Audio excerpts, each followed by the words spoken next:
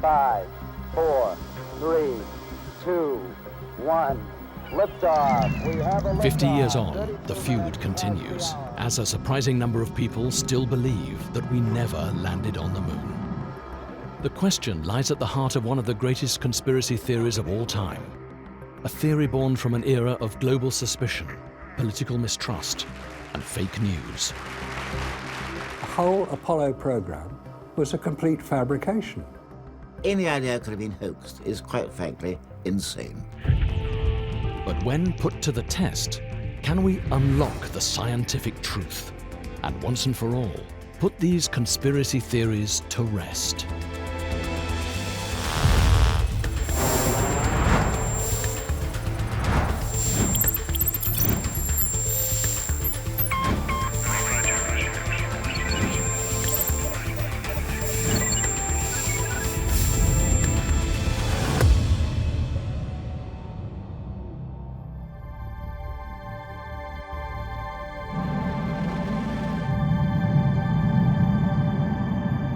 In the 21st century, one of the greatest achievements in history still remains a source of controversy.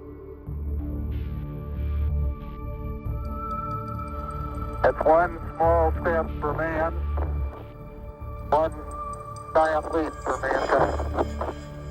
Did the Apollo moon landings really happen? Or were they the biggest hoax of all time? Trevor Weaver has dedicated years of research to the Apollo missions and was once a supporter of the moon landings.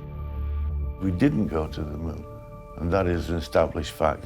NASA provided all the topographical data they had, all the photographs, all the massive models to Stanley Kubrick, so they could actually fake moon scenes. Could the moon landings actually have been faked by Hollywood director Stanley Kubrick? The history books say otherwise, that Apollo 11 astronaut Edwin Buzz Aldrin spent 3 days traveling to the moon and was the first to follow Neil Armstrong's historic footsteps. Beautiful view. Isn't that something? I'm totally in favor of freedom of speech, but I think people need to be responsible when they think about intentionally, for their own benefit, misleading the young people who are the future leaders of our world. Moon conspiracy theorists have been a small but persistent and vocal group, over the years often confronting and accusing astronauts of lying.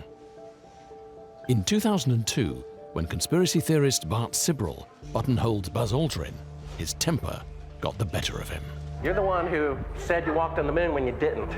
Calling the kettle black if I ever thought of it. Saying I misrepresented myself. Away from me. You're a coward and a liar and a thief. The punch stirred a generation less trusting of traditional media, more open to believing fake news and theories spread on the internet, and revived the moon landings hoax theories. NASA never realized that we would have something called the internet. It's only now, when all those videos are available, that people can see what the problems are. I think the propagation of so-called fake news, the spread, which is very welcome, of access to the internet, means that we have far more sources than we used to. There is a real crisis in understanding the strength of those sources. People often have some kind of distrust of authority, governments, and so on, and they assume that there's some kind of plot to keep the information from us, that actually the propaganda victory of going to the moon could be based on something that was entirely fabricated. But if the Apollo missions were faked, it would mean NASA had managed to keep one of the biggest secrets ever created. 50 years ago, the Soviet Union and the USA were locked in a struggle for global dominance. Then, on October the 4th, 1957, the Soviets launched Sputnik, the world's first satellite, into orbit. A breakthrough that hit America hard and made the race to space even more crucial. There's no doubt that the space race in the 1960s was driven by superpower rivalry. There was a degree of anxiety in the West about the advancement in Soviet technology, and the feeling that the West somehow had lost its leadership and needed to catch up. We choose to go to the moon in this decade and do the other things. not because they are easy, but because they are hard. At the peak of the Apollo program, NASA employed 400,000 people. But was putting a man on the moon so important that the United States government faked it? If so, a legion of NASA employees not only participated in the deception, but they kept the secret from the rest of the world. That was such a seminal event that it wasn't just about the mission itself, but the way that that influenced wider life. You know, people began to think, oh, we can do space travel, we can actually go to other worlds.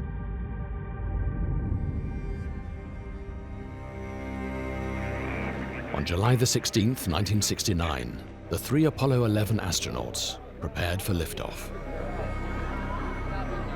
But while the world eagerly awaited for history to be made, one man was already skeptical. During the 1960s, Bill Kaysing was the head of technical publications for Rocketdyne, the company that helped manufacture the Apollo rockets. Kaysing, who claimed he had access to some of its top-secret documents, questioned the competence of the Apollo project. I really believe that they weren't in the command capsule at launch. They did a little bit of a magician act with the astronauts.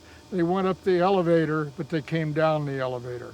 In other words, they did not want to risk the lives of the astronauts in case the Saturn blew up. An explosive claim, which Kaysing said the CIA tried to silence by making 3 attempts on his life. Like Kaysing, Marcus Allen, British publisher of Nexus, a magazine of alternative politics, history and science, also questions NASA's engineering capability at the time of the launches. The problem is the whole Apollo program was a complete fabrication in order to be seen to succeed in the Cold War. The myth of Apollo is what is holding NASA back from future space travel. It's a tragedy. We didn't go the first time, we can't go now, we've never been. They lied to us. But if NASA didn't put a man on the moon, it would have had to fake the evidence. And its own visual images have done the most to fuel conspiracy theories. Every photograph taken on the lunar surface is online, 5,771. Some of them are not particularly good, some are out of focus, some are light struck, some just don't show very much of interest, and some of them are very good indeed. And it's the very good ones I question. I do not believe they were taken on the moon. They were taken here on Earth. Conspiracy theorists believe NASA faked all 6 of the Apollo moon landings and point to these NASA photographs as proof. Some of the most renowned claims suggest that areas lit from behind should be in dark shade, when in fact, they reveal full detail. In others, the shadows don't run parallel. Is this because they were lit by separate sources, suggesting film lighting? Despite being taken in space, no stars are visible in any of the Apollo photographs. Gravity on the moon is 1/6 of that on Earth, but when archive footage is sped up, the astronauts appear to be running at normal speed in Earth's gravity. And with no atmosphere on the moon, why does the flag seem to wave in a breeze?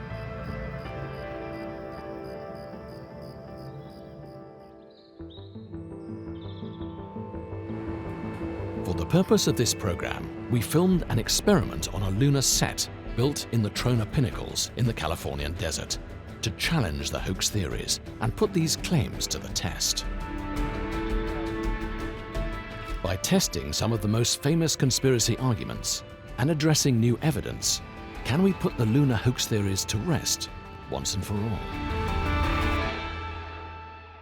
This is Apollo Control Houston at 105 hours, now into the flight Apollo 11. People all over the world were eagerly tuned in to the historic event. Dass ein Mensch zum ersten Mal den Mond. Astronomer Sir Patrick Moore reported the mission live on British television. Ever since the dawn of human history, We dreamed about going to other worlds, and this was the first time it had been done.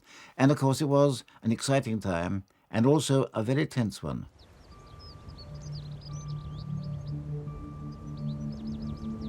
Five, 4, 3, 2, 1, 0. Liftoff. We have a liftoff. There were some amateur radio enthusiasts who built a very large dish and were able to actually listen in to the astronauts talking from the moon's surface.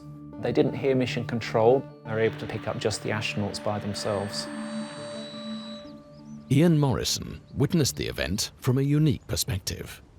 A student at the Jodrell Bank Radio Telescope near Manchester, England, he took advantage of the facilities and listened in to the mission of his own accord. I should say that we were not officially tracking the Apollo craft. We were doing this for fun, our own fun and our own interest. Houston, Apollo 11 entered and gave us a magnificent ride. We could hear the whole conversation of the astronauts all the way down to the surface. They were obviously highly excited, and it must have been wonderful as they sort of literally reached the surface. Out my left-hand window right now, I can observe the entire continent of North America.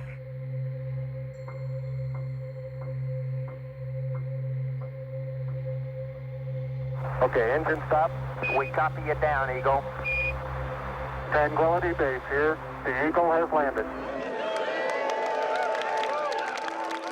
And then Neil's voice came through, the Eagle has landed. And that for me was a minute of intense relief. And since I'm on the air live, I had to watch what I said. That's one small step for man, one giant leap for mankind.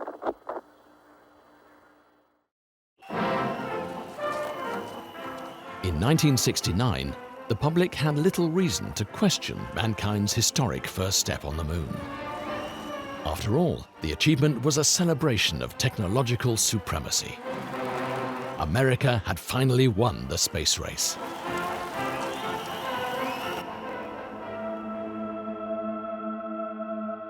Mankind's first steps on the moon have become the epicenter of hoax theories. Conspiracy theorists claim NASA faced a formidable challenge with its primitive 1960s technology. Just 14 months before the Apollo 11 mission, Neil Armstrong test-piloted a prototype lunar lander. The result was disastrous. Unfortunately, it went out of his control, and luckily he was able to eject before it crashed in flames.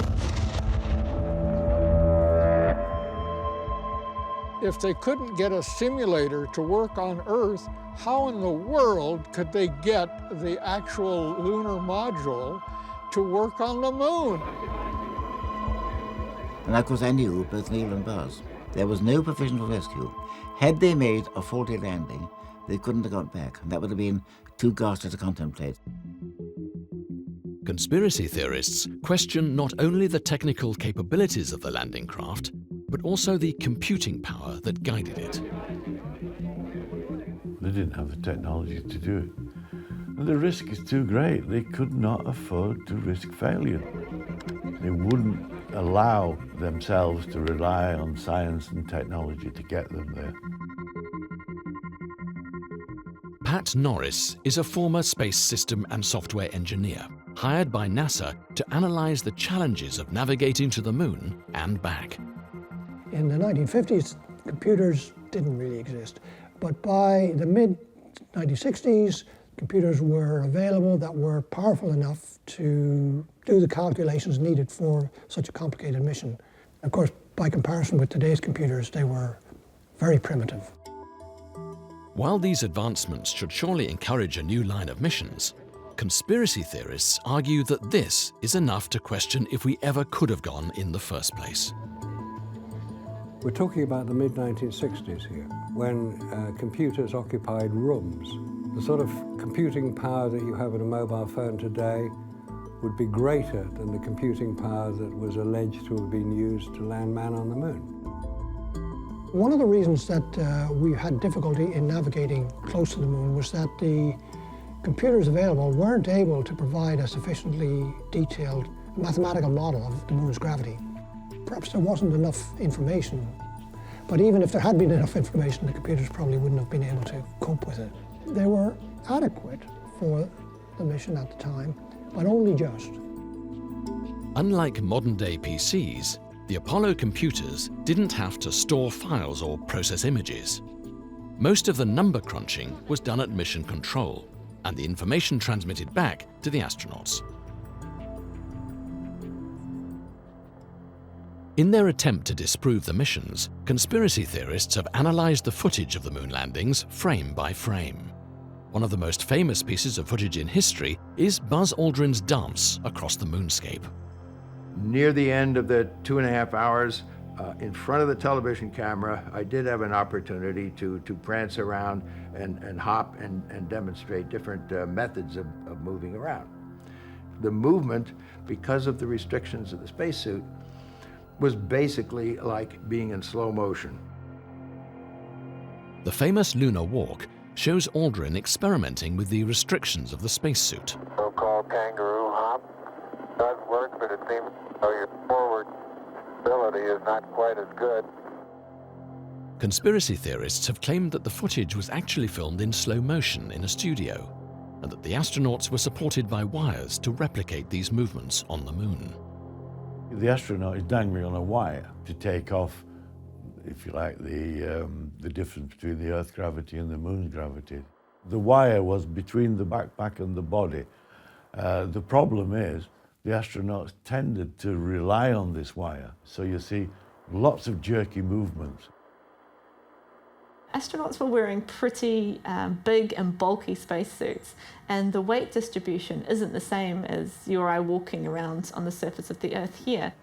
The astronauts had to really cope with that and work out if they're top heavy, how to move around such that they weren't going to fall over all the time and be unbalanced. You do have to be rather careful to keep track of where your center of mass is. You can see that astronauts really adapted really well to that and started to kind of develop this new walk. While the exact conditions of the moon couldn't be replicated on Earth, NASA introduced methods to adapt the astronauts. One of their favorite methods was parabolic flight, or as the astronauts called it, the vomit comet. By climbing and diving in a series of arcs, an aeroplane could simulate 30-second windows of reduced gravity.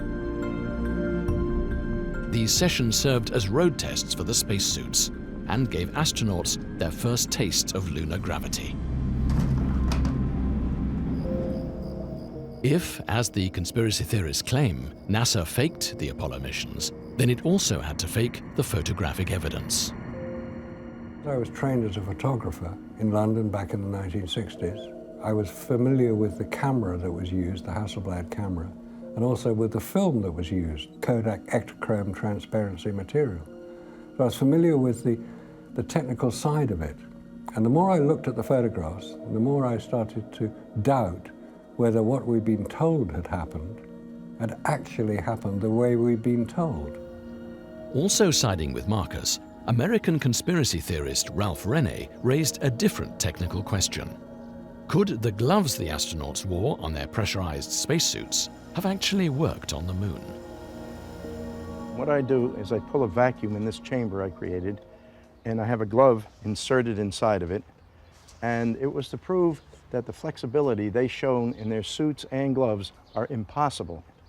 Right now, I can put my hand in there and I can move it every which way. I can grasp, I make a fist, I can lift up, down. But as soon as I throw this switch here, I evacuate the chamber. As air is sucked out of the machine, the vacuum makes it more and more difficult to move the glove. And this glove doesn't want to move. I can't bend it backwards. I can hardly force it down.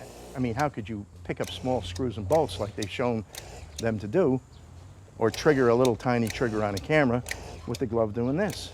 If it seems impossible to operate a camera properly in pressurized gloves, how could these perfect pictures have been taken?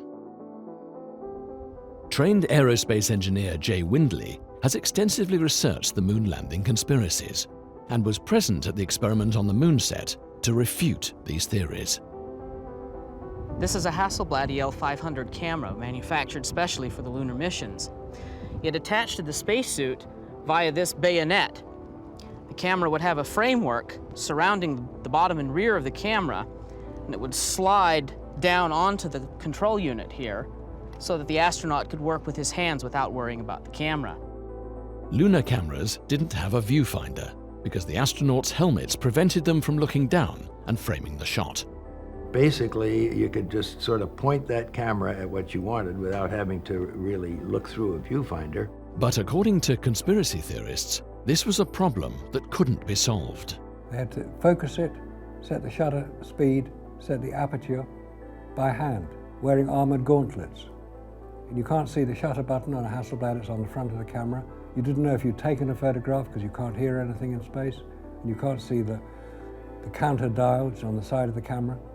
So with all those restrictions, we have some of the most iconic images ever taken in the 20th century. I don't believe it. I'll step out and take some of my first pictures here.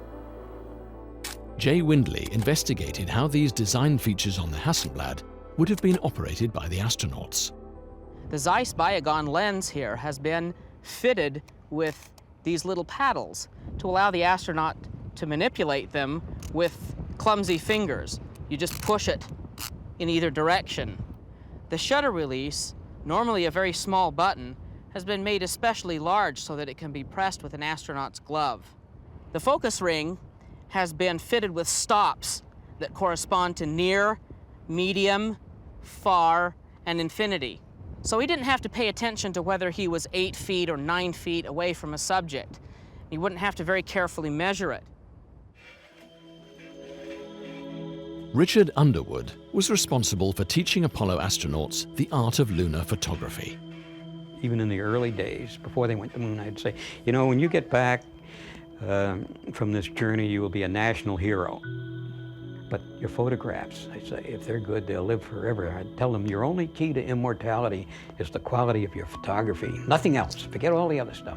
The astronauts were told to take their lunar cameras everywhere they went and practice.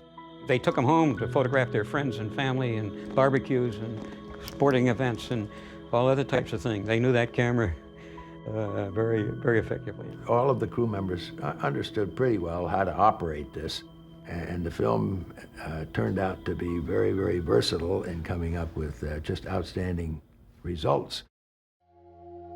But these outstanding results led to one of the most famous photographic anomalies, the strange case of the lunar shadows. The shadows are one of the strong proofs that we never went to the moon. If you examine pictures offered by NASA as genuine, you find that in many cases the shadows are not parallel. Well, since the sun was the only source of light, all shadows on the moon should be exactly parallel, but they aren't. Because the lunar shadows fall in different directions, some conspiracy theorists claim that they were created by separate artificial light sources. There's only one sun. There are not two. But these shadows are anomalous in that sometimes they are diverging from objects and sometimes converging. And it can't be. You can go any place on this planet when the sun's up and you look at two objects and those sun shadows are parallel. But according to physicists, there are reasonable explanations for why we find that shadows aren't always parallel. There's lots of different things which can make shadows go in different directions. I mean, obviously you have shadows pointing away from the sun, but if your camera is a wide-angle camera, you will get a perspective effect on the shadows. The effect of converging shadows is a well-known optical phenomena in photography. This effect is created where there is a single light source. For both the moon and the Earth, this source is the sun. If you have bits of topography on the surface, like troughs, they can produce shadows which appear to be at right angles to the main direction of the sun. But if we look at the photos, Aldrin appears to be brightly lit up. Shouldn't the astronaut's body be in darkness? He's standing in a pool of light. It's a spotlight. It's not the sun. This is taken here on Earth under controlled studio lighting conditions with a whacking great, probably a 12K Arri spotlight. On the moon, you're not just illuminated by the sun shining towards you and casting a shadow behind you, but there's also a huge area of the lunar surface around you, and that provides backlight to any subject on the moon's surface. You can also get reflections of light off bright objects like spacesuits, if they're fairly close to whatever they're illuminating. And specifically, the light bouncing off the highly reflective lunar module. In these pictures, you can clearly see where a pool of light appears. If you look at pictures where the astronauts are away from the module, the surface appears evenly lit. Another cause for suspicion among conspiracy theorists is Apollo's symbolic highlight, the American flag. Wherever there's an American flag, it's always brilliantly lit up, even if it's on the shadow side. And on the shadow side, that should be really dark black. But they had little spotlights, obviously, because that's the only way you can do it. Oh, geez, that's great. Is the lighting halfway decent? The flag they took to the moon was made of nylon, which is fairly translucent material. It lets light through, so I wouldn't expect to see one side bright and one side dark. Here we can see our flag brightly lit from the front, but if we move around to the back, we can see that even with our single light source, it's still brightly lit. The light is shining through and making the flag glow.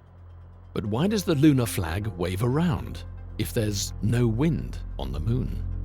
The stage sets were very hot, because when you film in slow motion, you need more light, because each frame is being exposed. They had 144 frames per second, so they needed very, very strong lights. Therefore, it was probably very hot. Probably they had some cooling. Is this waving flag the ultimate proof the landings were faked in a studio? With no atmosphere on the moon, the planting of the Apollo flag has caused some controversy. If you look at how the flag swings, the edge of the flag is acting like a pendulum. If you know the length of the pendulum, you know the time of the swing, you can say where the gravity is, and it was on Earth. So how could the flag, flapping on the windless moon, be explained? Neil Armstrong and Buzz Aldrin may not have been thinking about that question as they prepared for the historic moment. Putting the flag on the moon was really a symbolic highlight of the mission. It was one that we had not really rehearsed. Neil knew where the flag was stowed. We brought it out, then we had to put the two pieces together. It won't go up. Fade that in. The astronauts had to drive the flagstaff into the hard lunar surface with a twisting motion. A horizontal aluminium rod kept the flag suspended. And this caused the free end of the flag to flip up and back in response to that. Also, this is an aluminum tube, very similar to the ones used on the Apollo mission. It's very springy. If I cause it to spring and then let go of it, we see that this motion continues long after I've let go of it. Once it's in the surface, then those oscillations gradually dampen away over time, the vibrations going down the flagpole, and then it's pretty much stable after that. Beautiful, just beautiful.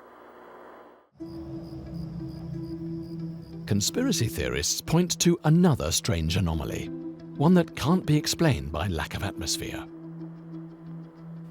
As the 16-ton landing craft touched down, its powerful rockets would be expected to blast away the top layer of dust, exposing the rocky lunar surface. But footprints were visibly photographed beneath the spacecraft, and there seems to be no dust on the landing pads. One of the problems that was encountered, of course, is lunar dust. The moon is covered with it. And in fact, prior to landing on the moon, they'd sent unmanned landers. One of the concerns was the fact the lunar surface might actually be so dusty that any spacecraft that tried to land on it might actually sink in it. And if it wouldn't support an unmanned probe, it certainly wasn't going to support a manned one. Ralph Rene devised an experiment to illustrate his notion that the rocket-powered lander should have left a crater. If a garden leaf blower, which is dramatically less powerful, can move dust with Earth's gravity, why didn't a rocket which produced 10,000 pounds of thrust? They didn't move dry dust, they didn't move little rocks, they didn't move anything. So the demonstration is to show that this stuff will disappear immediately, and I'll even be able to gouge some kind of a hole. If Rene is correct, the lunar surface, like the gravel pit, would show visible signs of disturbance. But when it actually landed, the dust was all still there. Now, how can that be? You know, if you blow dust away, it goes away, like I just did here. I swept the ground. Some people think that when you land on the moon, you should get a very big crater underneath the rocket nozzle on the lunar module. Now, that's not the case, because when they were coming in, they'd already throttled down to at least about a quarter of the maximum thrust. And just above the surface, they turned off the rocket motors. So any exhaust was actually pretty feeble when it landed on the moon's surface. Descent engine did not leave a crater of any size. If you look at the pictures, you can see a very slight depression underneath the rocket nozzle where dust and a little bit of soil has been radially blown away in different directions around the lunar module. And a closer inspection of some of the photographs reveals that the landing did, in fact, disturb a very fine layer of dust, but not enough to cover the landing pads. I can see some evidence of rays emanating from the descent engine, but very insignificant amount. But the NASA images from the mission aren't the only proof of the module landing on the surface. Satellite images taken of the lunar surface in more recent years could suggest more compelling evidence of the Apollo landings. The Lunar Reconnaissance Orbiter is a robotic spacecraft launched by NASA in 2009 to orbit the Moon. Using some very high-resolution cameras and being relatively close to the Moon's surface, it has actually been able to pick out each of the 6 Apollo landing sites. And not only the descent stages where they landed, but locations of the flags, the experiments, the 3 rovers that were left on the last 3 missions. But some argue that these satellite images aren't as detailed as they expected when they were taken in 2011. The Lunar Reconnaissance Orbiter was deliberately flown over what is purported to be the Apollo landing sites. And from a height of 12 miles, i.e. not very far at all, what do you see? A couple of pixels. If you looked at these images without NASA putting on a whacking grey arrow, you wouldn't know what you're looking at. While satellite images of the equipment left behind may not be detailed enough to persuade some, there are other markers of man-made interference in the images. I have to say, what you see is just 1 or 2 pixels, but you don't get a sharp picture, a nice clean picture of the lunar module. But the LRO pictures do show some discoloration of the area where the lunar module took off, so that seems fairly consistent with what NASA said. Alongside the lunar reconnaissance images, evidence from other missions have also been able to confirm the Apollo landing sites. Altitude 4200. Houston, you're a go for landing, over. Of course, we've also had the Chinese and the Japanese with their own lunar missions. They are able to image the areas in which the landings took place, and there are evidence of soil disturbance. So you do have that third-party verification that the landings themselves took place. There's one more big question conspiracy theorists ask about the Apollo 11 photographs. With no weather on the Moon, you would expect a spectacular view of space. Yet, there are no stars in the Apollo photographs. Some of these conspiracy theories, they think that if you go to the Moon, you should be able to see stars because there's no atmosphere there, so space should be nice and black, so you should be able to see a lot more stars than are shown in the Apollo photographs. Bill Casing is convinced this was a conscious decision on NASA's part. If you were to talk to Aldrin or Armstrong or any of the other Apollo astronauts, they would actually not respond in any way to questions regarding stars. When you looked up at the sky, could you actually see the stars and the solar corona in spite of the glare? We were never able to see stars from the lunar surface or on the daylight side of the Moon by eye without looking through the optics.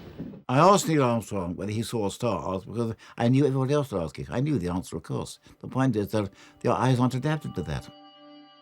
The human eye reacts to light by opening and closing the iris. In bright light, the iris becomes smaller. In the dark, it widens. On the Moon, the eye, like the camera aperture, can't adjust to the brightness of the lunar surface and the darkness of space at the same time. If you increase the aperture, you increase the amount of light going in. And if you increase the exposure time, you also increase the amount of light going in. Now, if you were to do that on the moon to get the stars, then that would mean that the foreground would just be completely washed out and overexposed. When really what the astronauts were trying to take pictures of was themselves, the surface features of the moon.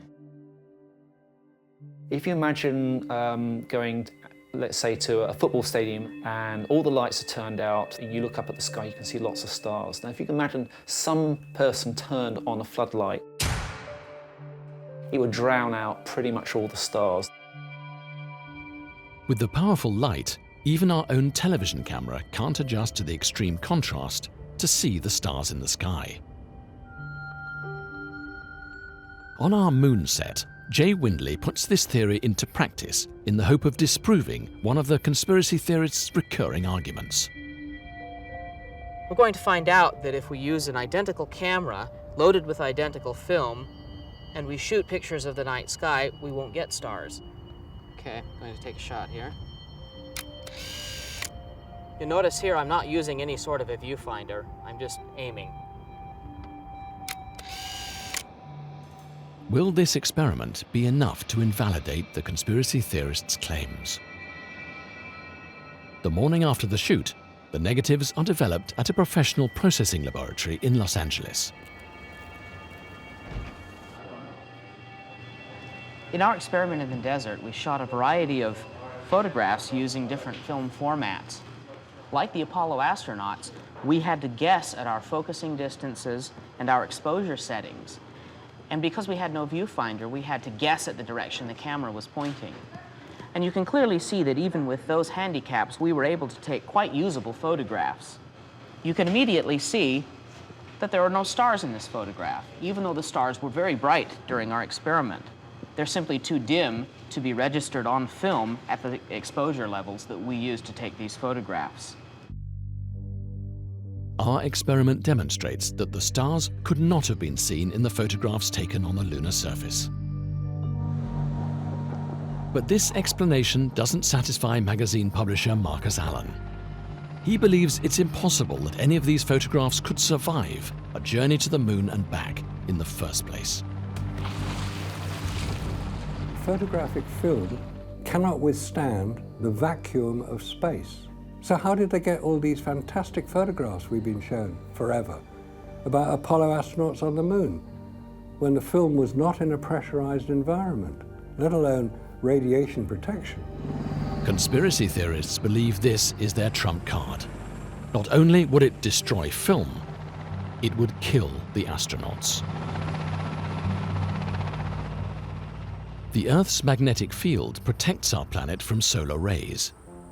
But beyond this zone, deep in space, is where conspiracy theorists believe astronauts would be vulnerable to radiation's deadly effects. The moon is irradiated by the sun constantly with terrible heat, and of course there's cosmic radiation, and then there are micrometeorites that travel 60,000 miles an hour that would go right through the camera, the film, and of course the astronauts themselves. After leaving the Earth's atmosphere, the astronauts rocketed through the Van Allen belts. Van Allen, he said it was a sea of deadly radiation. You would pick up a death dose just about the time you got through the Van Allen shield. You'd be cooked and you'd be dying. These radioactive belts form a thick ring encircling the equator, thinning out around the North and South poles. Until they get an engine that'll lift the life capsule surrounded by 6 feet of water or equivalent mass of lead, they don't even dare go through the Van Allen shield. NASA knew it was dangerous. Don't you think that when they went through the Van Allen belts, they would have said, "How are you feeling, guys? Any effect? You still feeling okay?" Surely you would say this, because if they were in any way incapacitated, it would be a disaster. When NASA designed the trajectory to go through the Van Allen radiation belt, it was done so the astronauts would go very, very quickly through there, so they wouldn't get a very high dosage. And they also picked a part of the Van Allen radiation belt which the levels of radiation were quite weak. NASA claims the astronauts endured only a brief exposure, penetrating the thinnest section of the belts in 1 hour. The Van Allen radiation belt is a zone of radiation around the Earth that's shaped a little bit like a donut with two centres in it. It's got a very strong, nasty area around here. As you can see, that's a darker area, and that's the inner belt, and an outer belt over here, which is a little bit more benign. Now, the Apollo astronauts were sent on a trajectory which avoided the inner belt, so they were at a relatively safe part of there, and they went through fairly quickly, so they didn't hang around inside the Van Allen radiation belt for very long. But once they passed through, they faced an even greater danger. So here we have these clowns running around in tinfoil craft, stopping solar radiation. And I'm not talking about the light, I'm talking about the radiation from the solar storms. There's always risk in space. For example, you can have solar storms where you get massive doses of radiation being flung out from the sun. These eruptions from the sun can knock out satellites and electricity grids on Earth. But they can also be detected by an early warning computer system. If there was some form of solar storm, a big radiation discharge, that the astronauts could actually be exposed to an unacceptable hazard, which would be a real risk. So there were solar scientists actually monitoring the solar activity to make sure that they weren't about to launch into a potential problem. Just 3 months after the Apollo 16 mission, NASA admitted that a violent solar flare hit the moon's surface, an eruption so powerful it could have killed the astronauts had they been there. The point is that the American Apollo astronauts did not have protection against these levels of radiation. And we know that because NASA now admit, as a result of the Orion craft, which is Apollo 2.0, that the levels of radiation are such that they have to find out means to protect them before they can send humans through these levels of radiation. But they'd sent the Apollo astronauts, so what's the problem? The problem is they didn't send the Apollo astronauts.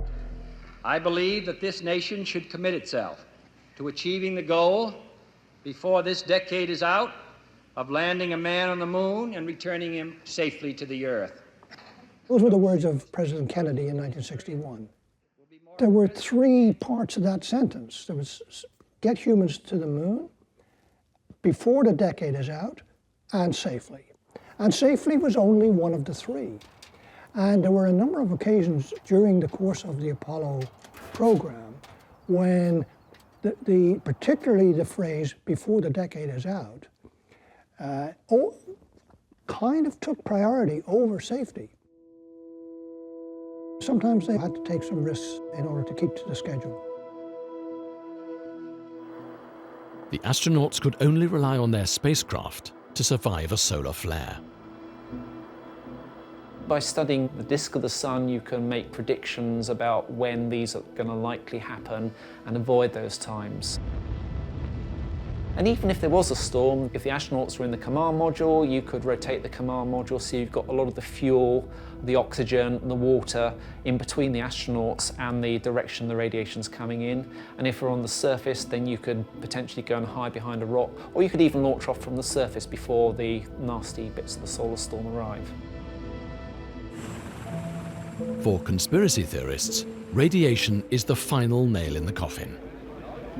They believe the astronauts could never have survived a trip to the moon and back. But could the objects they returned with also be the key to unlocking secrets from the lunar surface itself, and provide a definitive answer to the question, did we really land on the moon? Conspiracy theorists believe that the moon rock from the missions was just another part of NASA's carefully engineered deception. Werner von Braun and a few guys from NASA went down to Antarctica. What's he doing in Antarctica? Finding moon rocks. It's quite possible that these Earth-lying rocks have been doctored to give the semblance of moon rocks.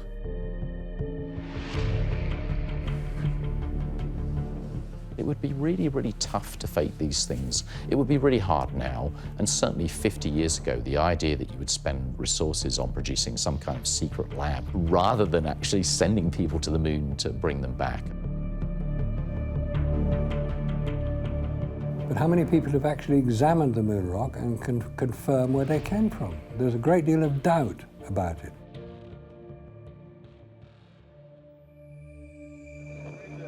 In total, the Apollo missions brought back over 382 kilograms of lunar soil and rock.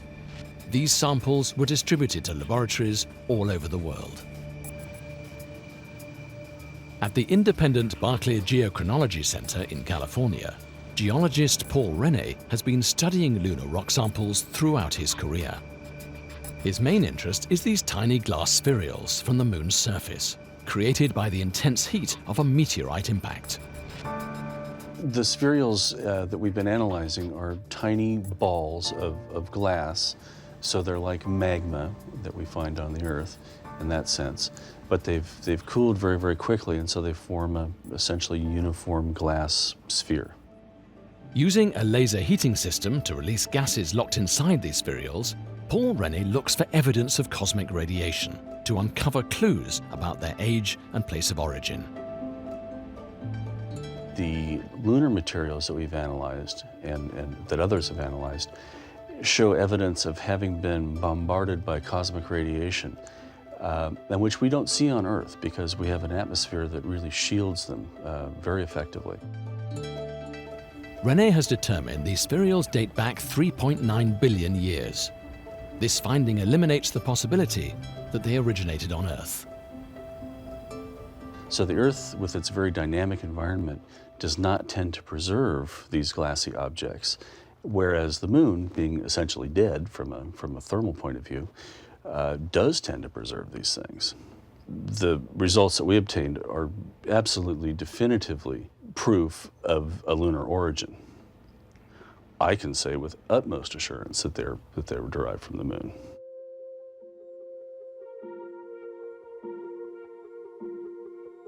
But it's evidence the astronauts left behind, and not what they brought back, that may offer the clinching proof.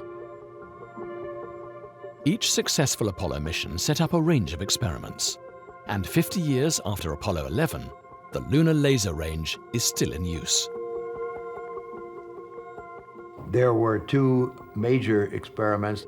One was a series of corner reflectors to reflect laser beams from the Earth sent to the moon that then, because of the geometry of these corner reflectors, would send the beam back in exactly the direction that it came from. But conspiracy theorists believe that these experiments were taking place before the Apollo missions. You don't need retroreflectors to fire a laser.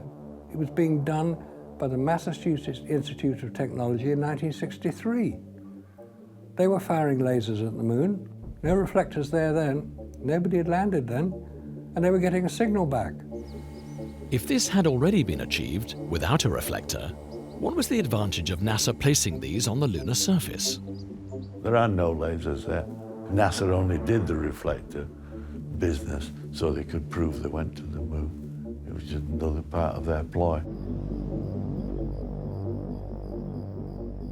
You send a laser pulse from the Earth with a very powerful laser pointing through a big telescope at a location on the moon, and it reflects a lot of that light back to you. So it's fairly directional, it comes straight back to you, it doesn't get scattered. And by measuring the time difference between when you send the pulse and when you get the received pulse back, you can work out the distance to the moon very precisely to literally centimeters. The reflectors placed by the Apollo 11 crew allowed scientists to achieve greater accuracy about the Earth's position in the solar system. Pretty much anybody in the world with a big telescope, with a powerful laser, can bounce, without getting permission from NASA, lasers off of those reflectors and measure the distance to the moon. So that proves to me that the astronauts went there and they left these laser reflectors at these different locations. If NASA had faked this, surely the Russians would have exposed the legitimacy of this half a century ago. At the height of the space race, the Soviet Union and East Germany also had the technology to listen in on the Apollo missions. And yet conspiracy theorists ignore the eavesdropping power and silence of America's arch-enemies. They weren't at war, but this was as close as they could get, if you like. Any form of fraud on the part of either party would have been exposed by the other party very quickly. If the Russians said publicly it was a fake, they would need evidence. Otherwise it would just be sour, it would look like sour grapes. But they had no evidence because NASA had everything. But even with no doubt raised by the Russians 50 years on, perhaps all great human achievements are destined to attract skepticism and controversy. There will be landings, there will be men, there will be women on Mars soon. I hope that we don't see the same pattern of conspiracy theories surfacing, simply because it'll be one of the biggest, if not the biggest, achievement of mankind. They got to the moon with basically 1960s technology. Now with our technology, with advanced computers, etc., it's still going to take them 25 years just to get back to the moon. Now really there's something wrong there. When we see real conspiracy theories that become public, whistleblowers give away the secret after a few years, even though there are only a small number of people involved. Some people seem to feel that a conspiracy has kept its secret for 50 years, even though tens of thousands of people were in on the secret. For all the effort it would take to create and hide a lie of such magnitude, it would have been far easier for NASA to build a rocket and put man on the moon.